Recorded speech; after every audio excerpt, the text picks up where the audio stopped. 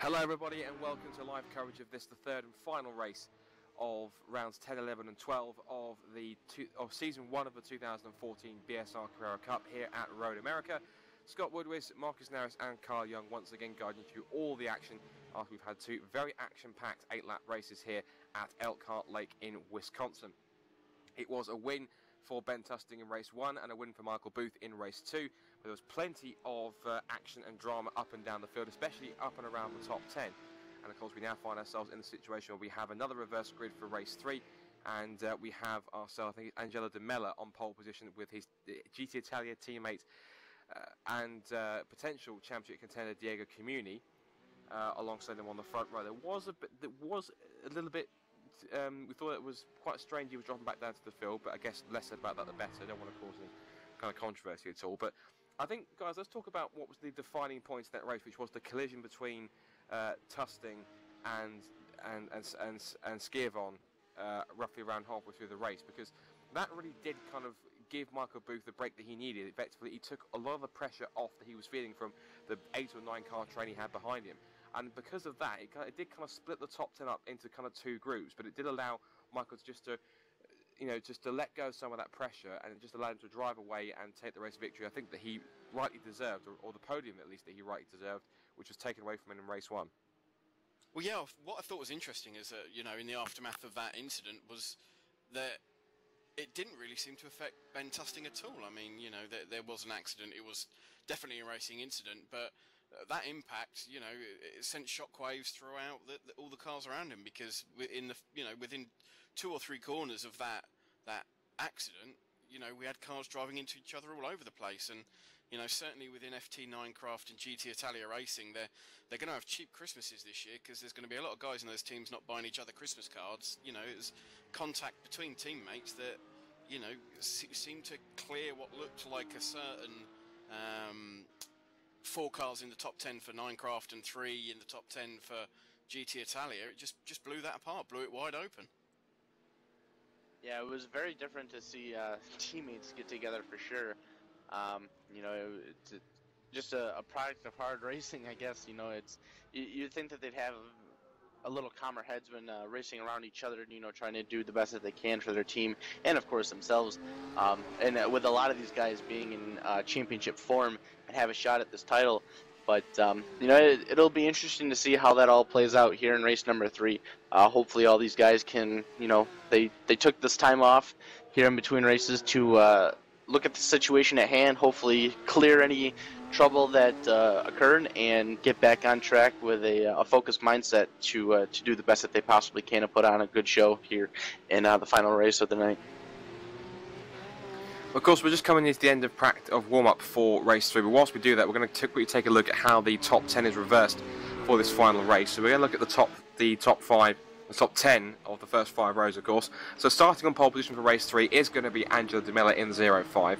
Alongside him will be Diego Comuni, who's arguably the fastest man in the field, although Anders Dahl was setting some very fast lap times and still is. He's setting some very kind of low to mid 2-minute 19 lap times, which is incredibly quick. But so was Michael Booth at the time, of course. In fact, Anders Dahl's fastest lap he's the fastest lap.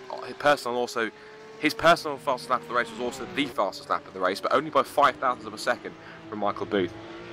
So it will be De Mella and Comuni on the front row and row 1. I think the Ikuri, Ikuri banana cars, I think, or whatever they're called, I forget, in row 2 with Paul Thurston and Gary Tall. Row 3 will have Ben Tusting up in P5. That's going to be intriguing to see how he comes through from slightly higher up in the top 10. Simon Trundle will start alongside him, his teammate. Then it's going to be on row 4. We'll have James Yates starting behind 2 of his teammates in 7th, and then Anders Dahl from 8th. So again, starting down near the back of the top 10, and then rounding out the top 10 will be Jamie Wilson in the 87, and the race 2 winner Michael Booth in the 911 car, ironically starting the position that he finished in race 1. So of course it'll be nicely mixed up. A few drivers that also out of position and looking down the field I think are going to be quite key. Amano Ipalumbo in 12th. Down there as well, so he's going to be coming up through the field if he's possibly able to. And Nick Tyson down in 30th, so he's got a huge task, as has Ricardo Skirvon from 32nd, I should say. So a few drivers out of position, but we are getting ready to get this third race underway. really this one, it gives a chance for Anders Dahl for him to get his first race victory of the season. Of course, he's going to be starting near the back of the grid, but also it gives a great chance maybe for even Angelo De Mello to grab a victory as well. So again, this top 10 packed full of very exceptional drivers, and they're all going out there for one thing, and that is that race victory.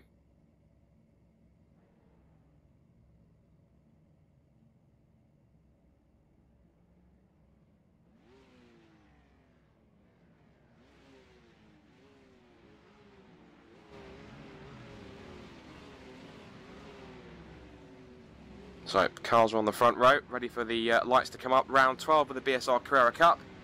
Revs will rise. It is DeMella and Community on the front row, Thurston and Tall on row 2, then Tusting, Trendle, Yates, Dahl, Wilson and Booth. Revs are up, ready for the final race at Road America. Who's it going to be? Lights are out now, and we're racing for the final time here in Elkhart Lake. And a super start from Paul Thurston. Gets himself in between both of the GT Italia cars and may even challenge for the lead down towards turn 1. We see here also Community's dropped back to 3rd position, and Gary Tall fending off Ben Tusting and Simon Trendell as the pack heads into turn 1 for the first time, and it is DeMella who leads. Paul Thurston in 2nd place from Community in 3rd, and I think Ben Tusting is up to 4th. He's 5th, but he's battling with his 2 teammates, both Simon Trendell and James Yates. Whilst Anders Dahl, if I look on the screen, he is now still in 8th position as they wind their way through, and already Michael Booth is up to 9th position past Jamie Wilson. So out onto the back of the circuit for the first time. But what a start again, Angelo De Mello streaking away already, but what a start from Paul Thurston, who's now come under attack from Diego Community. Looks like the GT Italia car is going to force his way up the inside to make it a GT Italia 1-2. Community does get the move done up in the 1st and 2nd. But what a great start from Paul Thurston, but he's back down to 3rd place, but he's certainly showing some space. So speed, I should say, in this opening half of the lap. Yeah, and everyone got away pretty much cleanly. The only problem we really had on the start there was a car, I think it may have been Laura Bond, didn't get away at all, just sat on the grid and caused a few problems. There were 3 or 4 cars caught up in that. Certainly a couple of the lower place drivers, no disrespect to anyone, got caught up in that at the start. But apart from that, all the front runners away clean. Yeah, definitely. So far off of these first few turns, looks like these GT Italia guys are slowly starting to pull away there from 3rd and 4th place, and it looks like they're going to group up here soon. It'll be interesting to see what happens if Diego does catch up to Angelo, how that all works out. But you cannot count out that 064 machine of Ben Tusting. He is right now on the rear bumper of that is the one machine of Gary Tall, peeking to the outside in Canada corner there. Oh, there's a car behind him. That's Paul Booth, or Michael Booth, my bad. He got into that turn a little hot there. I can't see him right now. Did he have issue? And there's also one of the Minecraft cars literally in the fence up at Canada corner. Now, that's either... Now, he was around Jamie Wilson, so was there contact between Booth and Wilson? But if either way, there is a 9 which is in the fence, with Jamie Wilson still going, so I can only assume it's one of the 9 craft cars I saw, and there was a car stuck in the catch fence. James Yates. It's James Yates, yeah. James is dropping down on the official timing. He's dropping down the order alarmingly, and Tusting moves into 4th. Tusting into 4th place in turn 1. I just went back and took a look at that. Looks like Paul, or oh my god, I did it again. I was so focused up there with Paul Thurston being up top. It was Michael Booth. He looks like he got into the Canada corner just a little too hot, and I got the car sideways under braking, and unfortunately James Yates was just an innocent victim of circumstances, and that car took a nasty few flips into the sand trap and got up on top of the tires, and where he was stuck on top of the tires up against the catch fence. So a nasty crash for James Yates. I'm sure that is a tough break for him. He had such a good run with the rest of his teammates, and unfortunately it's not going to be the same here for this one. Michael Booth was able to drive away from the incident, and he currently sits in 20th place, at least at the line right there. He is right now behind the 147 machine of Chris Atherton, who was in 21st, so maybe lost a spot right there. But either way, Michael Booth, after a rough first race, was able to recover and win race number 2, and now has some problems and sits just outside of the top 20. And of course, several cars in the pits making repairs, and of course trying to make possibly tyre change. But whilst all that's been going, whilst you've been talking, Carl, we have had a change for the lead. There's been a swap between the two GT Italia cars. Diego Comini does now leave from his teammate, and there could also be a change possibly for third going on with Tusting and Paul Thurston. In fact, it has happened because Tusting outbraking Thurston into counter corner around the outside, and Tusting now has some clear air to try and close in on these two GT Italia cars. And the main crucial thing is, look who's now got to deal with both Thurston and Tall. It is Anders Dahl. Now Dahl, in fact, is going to get around both of these guys in as quickly time as possible to prevent Tusting from running away, because we've seen what Tusting can do with clear track in front of him. He literally just sprints away from any cars that he's just passed, and he's immediately on it. He's got his foot down and chasing after both Comuni and De Mello as they come across the line. So there should be a change, but it's still showing us. So I'm on the wrong. There we go. So Comuni leads now by almost half a second. Tusting third, Thurston and Tall in fourth and fifth. Dahl in sixth. Palumbo's up to seventh from 11th on the grid. Wilson's down to eighth. Trendell ninth, and Patrice Longley with a great start. He's up into the top 10 already as we're on to lap 3 of 8. Yeah, and one thing's for sure tonight, I'll be checking under my bed for Anders Dahl before I go to sleep, because the guy seems to just pop out from nowhere. You know, he did it in race 2, he ended up in third, and again, you know, started 8th. We haven't really talked about him, and there he is in 5th, out of seemingly nowhere, putting pressure on the Epicuri banana cars of Gary Toole and Paul Thurston in front of him. And you know, as I say that, down the inside into turn 5, you know, dispatches with Gary Toole with relative ease. So yeah, he again, he's a man on the move, and as I said earlier on, he's driving with his brain. He really is taking the long view, and you can only applaud the quality of the racecraft, if not the outright speed. I was taking a look at driver chat here, guys, and it looks like an incident had occurred in the back of the pack once again with Michael Booth and Chris Atherton. Booth was trying to make the pass on the outside through the carousel and shot to the inside, heading into the bend, and that move did not work. There wasn't enough room. Michael Booth got into the back of Atherton, spun both of them around, and then Booth slammed hard into the 15 machine of Robert Plumley, sending Plumley upside down. Atherton not happy at all with that 911 machine of Michael Booth. Michael didn't seem to be too happy with him either, but he was limping that car back to pit road, so things just got from bad to worse for Michael Booth. Several top drivers coming to blows in this third race, of course, and it really has been a mix of emotions for Michael. Of course, he got tapped out of a possible podium at the end of race 1. Then, of course, he took the victory in race 2, and now he finds himself right at the back of the field after all that's gone on so far in this third race, and we're only coming to the end of lap 3. Now, we still have our focus on Anders Dahl, because he is right onto the rear bumper of the second Epicuri banana car of Paul Thurston. This is going to be a change potentially for fourth position if Dahl can line him up correctly for turn 1. Across the line they come. The gap between Comini and De Mello, the two GT Italia cars, is now almost a second, with Tustin trying to close in. He's only 2.4 seconds behind the leader.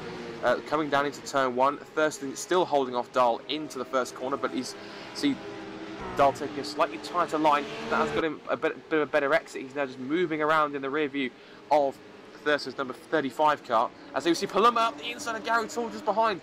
Gary Toole, number 1 car, being leaned on by Palumbo in the 11. And they're going to go side by side. And also that's now bringing Jamie Wilson to make it a 3-car scrap for over 6th position. But we're still just keeping eyes firmly, possibly on Dahl, as he could be lining up to make a move. In fact, I think he's not going to make it just yet, because he's not close enough, I don't think. Just behind, I can see Palumbo now just holding off Toole, with Wilson and also teammate Trendell coming into the mix. And they've also pulled away from Longley, who himself is coming to attack with Stefan Hub. And I think they're going to go side by side on the exit also. That's over 10th spot, and I think that Stefan Hug has made the pass. Yes, he has. So Stefan Hug in the BSR TV livery car, number 19. He is up into the top 10 past the advantage of Patrice Longley, I should say, in the 29.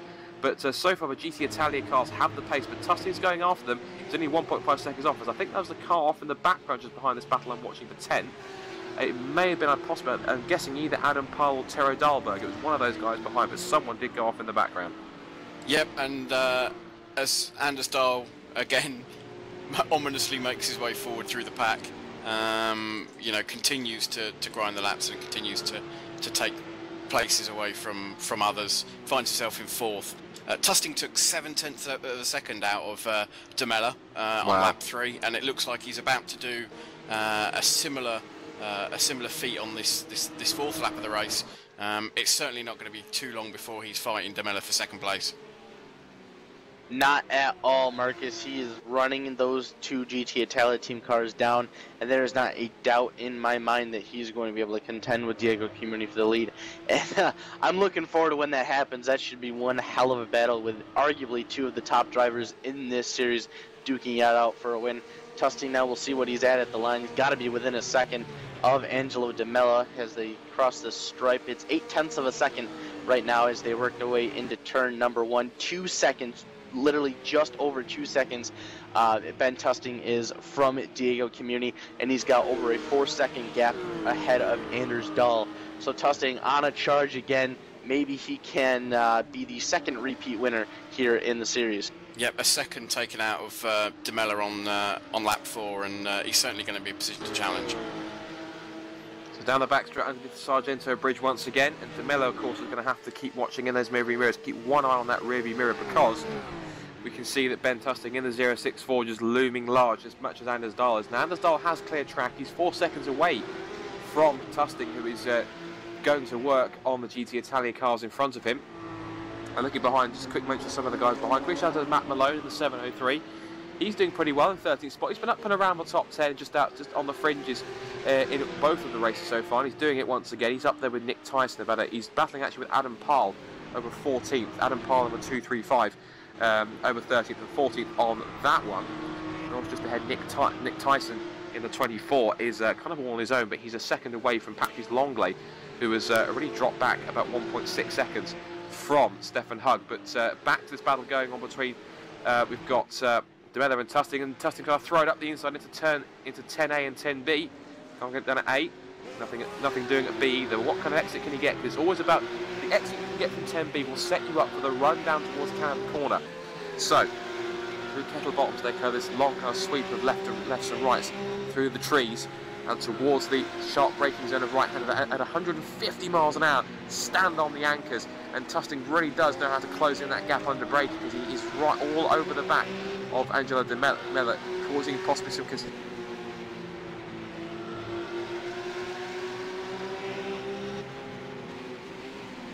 Yeah, and he's certainly got the bit between his teeth tonight, Ben Tusting. I've just been checking the lap charts, and lap 4 for him was a 2:18.955, and correct me if I'm wrong, but that's the first lap around the circuit we've seen tonight in the 2:18s. I can't, it's faster than the original qualifying time, and certainly faster than any fastest lap in the race. And there he goes, second place for Ben Tusting with a simple pass down the pit straight. And now then, his next, of course, he has one more target Community, and there's going to be a huge target on the back of Community's car, because Tusting is parting to second place. Effectively, he's saying, get ready, Diego, because I'm coming.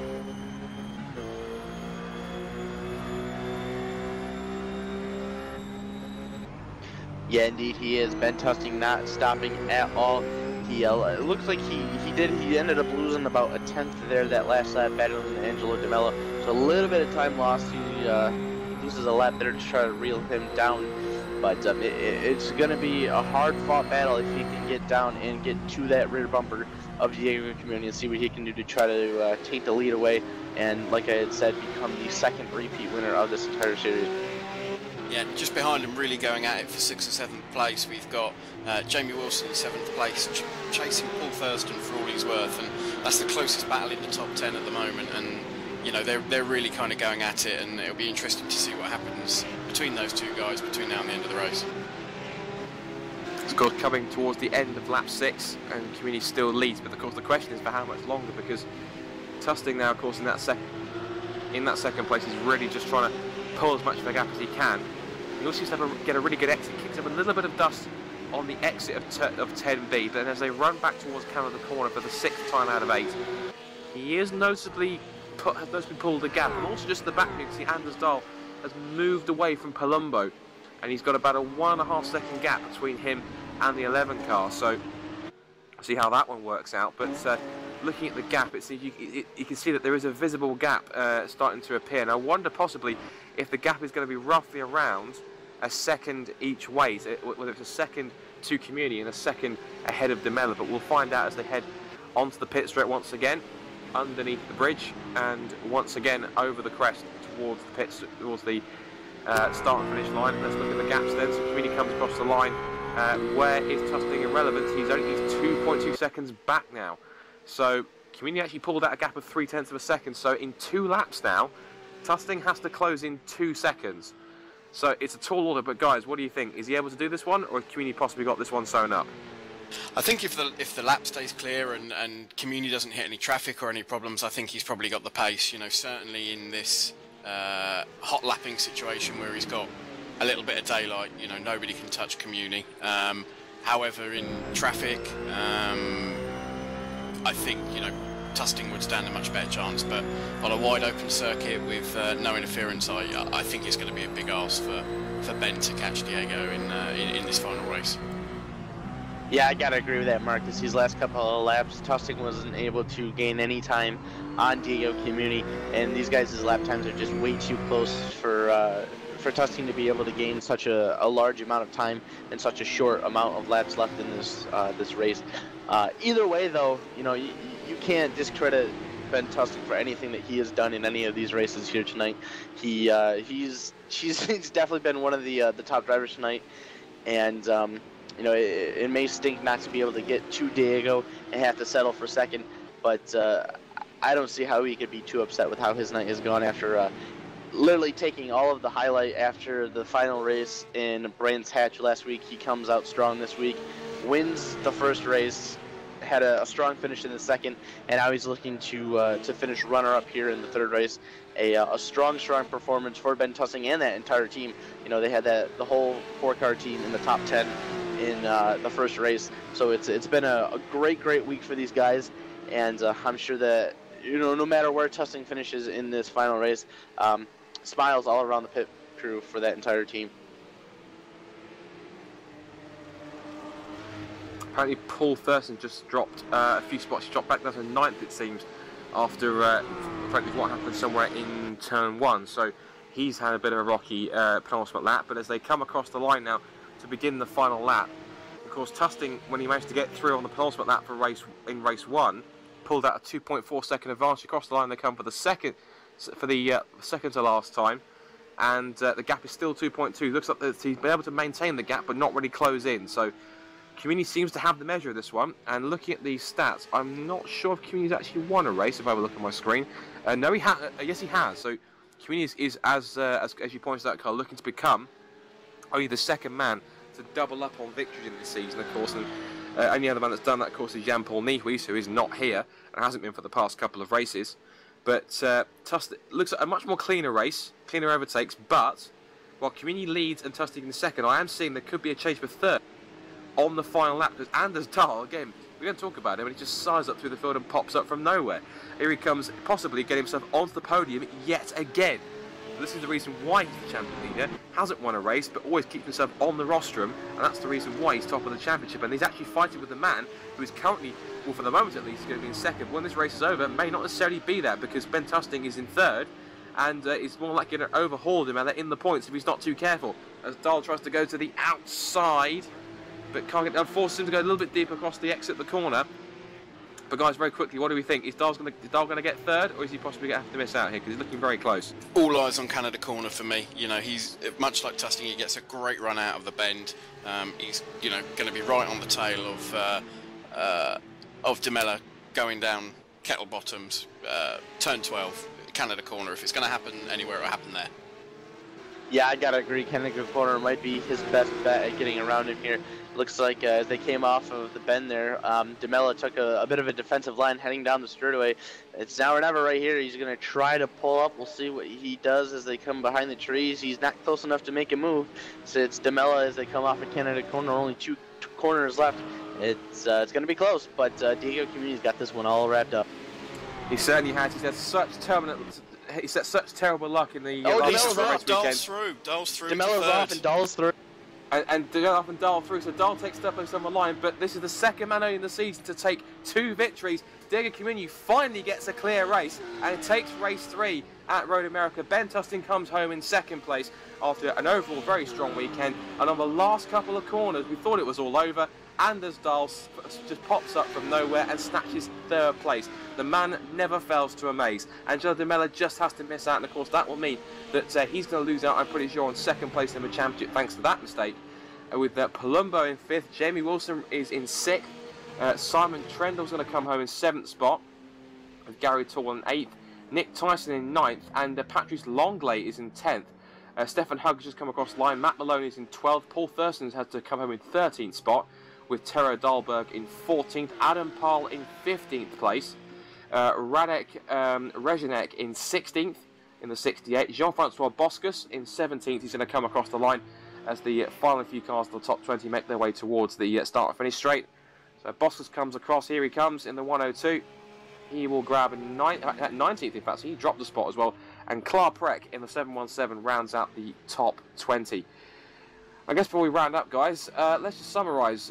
Again, I think rather not as hectic as the past couple of rounds, but I think a decent rounds racing for all. Again, 3 different winners in all 3 races, and Comuni finally becomes the second man to win double up on races, and it now means, of course, he's going to get himself back into the championship hunt.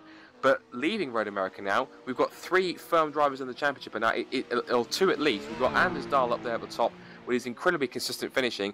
Ben Tusting as strong as ever. You give him a piece of clear track and a good setup, he will absolutely fly. And after his his very terrible times, at least at Brands Hatch, do you think now that this winning race 3 will have now reinvigorated Community's charge towards the championship, guys? I'm not sure about that, to be honest with you. I mean, we've seen, you get him in a crowd, you put him under significant pressure, and I still have that doubt about his ability to race in a crowd. But as you say, 3 different winners in terms of drivers, but Racecraft was the big winner here tonight. Anders Dahl, I'm speechless. We spent most of the night talking about Ben Tusting and Comuni, driving flat out, and Anders Dahl, 3rd place in all 3 rounds, and with the reverse grid system that we run here, that's a pretty special performance. Stayed out of trouble, didn't get involved in any incidents, and he walks away from Road America with the lead pretty much exactly where it was when he came into the round. So he'll be delighted. He's just ticking off the rounds, maintaining his lead, and yeah, really impressive stuff from Anders Dahl tonight. Yeah, absolutely. Anders Dahl, he definitely proved why he is the points leader of this series, and I'm sure he would love to get a victory here, but with the way he's running, it's going to be hard for Tusting and Demella to be able to take that spot away from him. Tusting had a fantastic night, winning the first race, got second in the 3rd race, and had another strong, I think he was 5th or 6th in the 2nd race. So overall, he had a phenomenal night, but Anders Dahl did too, so it'll be hard for him to gain on anything. As Marcus had mentioned, Demella might fall to Tusting in the point standings, but it's just going to be so hard for Ben Tusting to be able to get around Anders Dahl in the points lead because of just how well Dahl is racing.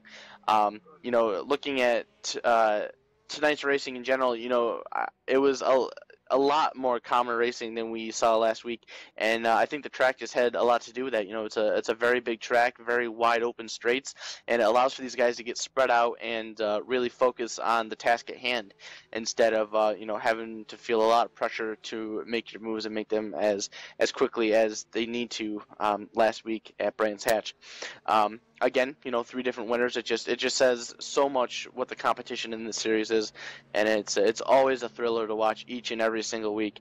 And it's just a phenomenal thing to be a part of, and I can't wait to see what happens next week at Road Atlanta.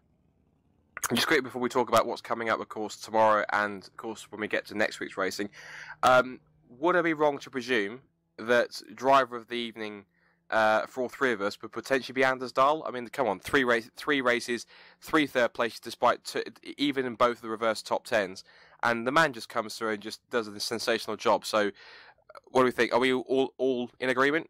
Dahl for driver of the evening? Yep, absolutely from me. Yeah, definitely. If it's a close second for Tusting behind him, but those 2 definitely stole the show tonight.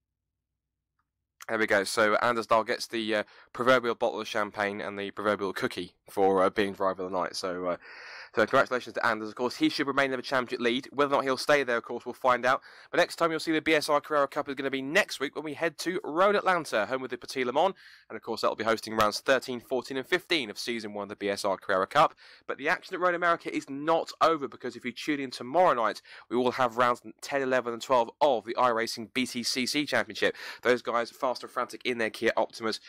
Let's see how that championship progresses here at Elkhart Lake. But of course, we're going to take our leave now. So thank you very much for watching. If you watched all 3 races either live or back on YouTube as well, be sure to subscribe to the channel, where of course you'll be able to be notified in your subscriptions box for when all our races are going live. And of course, like I said, if you miss any of them, there'll be all the broadcasts are back up in full on my YouTube channel for you to watch at your leisure. So from myself, Scott Woodwis, from Marcus Naris, from Carl Young, and our cameraman Steve Richardson, thank you very much for watching, and we'll catch you guys. Be sure to tune in tomorrow, of course, for the iRacing BTCC. And as for us lot, we'll see you in Road Atlanta in a week's time. Until then, bye for now.